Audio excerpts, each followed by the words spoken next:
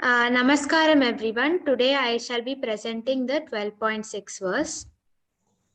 Ye tu sarvani karmani mahi sannyasa matparaha anye naiva yogena. We also like to chant after you, right? Okay, yes sir. Ye tu sarvani karmani सर्वाणि कर्माणि मयि सन्न्यासमत्परः मयि सन्न्यासमत्परः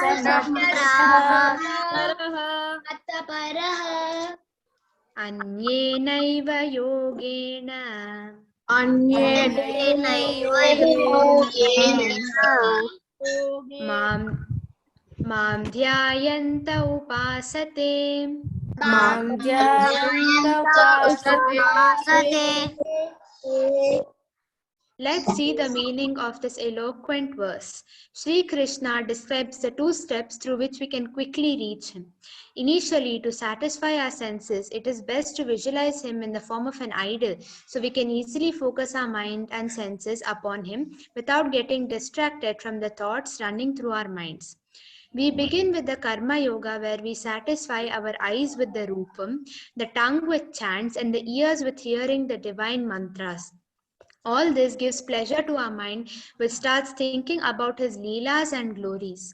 We also start relating our present or past situations to the instances that happened in his life.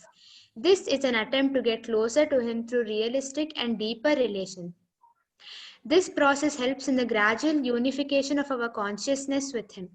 As a part of the above process, we enter into the Bhakti Yoga, where uninterrupted bhakti removes any obstacles in our path which leads to him. In this path, the lamp of knowledge given by God overpowers the darkness of ignorance with its light. Through the above mentioned two yogas, the Paramatma leads us to the cycle of birth and death, also known as samsara, thus providing moksha or renunciation. We can explain the above with a beautiful example of Pitamaha Bhishma. When he was lying on the bed of arrows or Sharashayya, he kept chanting the Vishnu Sahasranamam, thereby satisfying his senses. Eventually, his mind enters into a state where the Leelas of God is glorified and he starts relating his life to the Leelas. This uninterrupted bhakti led him to realize that merging into him was greater than having ichcha marana or dying when one wishes. He also gets to know that moksha is true and correct path to coincide with the Paramatma. This was my attempt of explaining this meaningful verse to you in the simplest way possible. Let us also make efforts to follow this path of bhakti to get liberated from samsara and attain moksha. Dhanyavadam Hari Om.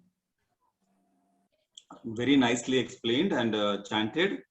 Children, I would like to try to simplify because for those who have joined very recently, it will be difficult to understand moksha, dharma, samsara, but it is easy to understand a bulb.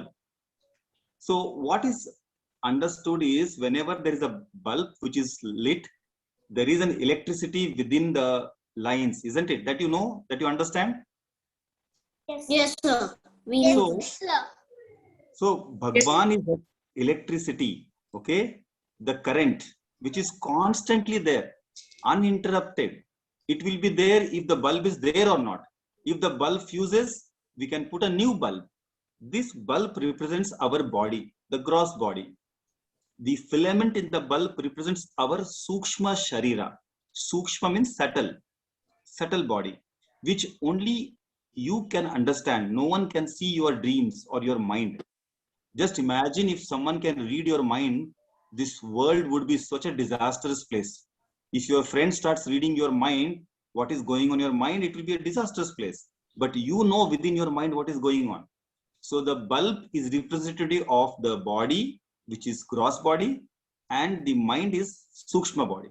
But one thing has to be clear that without the chaitanyam, without the consciousness or the God within you, the electricity, none of this functions. Do you agree to this? Yes. Yes, sir. Yes. Okay. Yes. So the verse talks about this only, that the the people who understand me, that I am the electricity within it. I am not that bulb which can be seen and which can be felt, which can be heated. Even it is there or not, God is there always, like the uninterrupted supply of the electricity. This is the Sir, understanding. Yeah. electricity, if we have enough, the bulb will be lit. Like God comes in the form of prana, the air, and and the consciousness comes into us, like the Correct. electricity coming into the wires of the bulb Correct. and opening its mind and body. Correct. Very good. So just see again the verse, what it is saying. Those who dedicate all their actions to me, regarding me as the supreme goal, worshipping me and meditating on me. This me is not somewhere outside. It is not in that form of Vishnu, Rama, Sita, or anything. It is the me sitting within our own body. Even your friends, anyone you see, it is nothing but the consciousness, the electricity which is going through.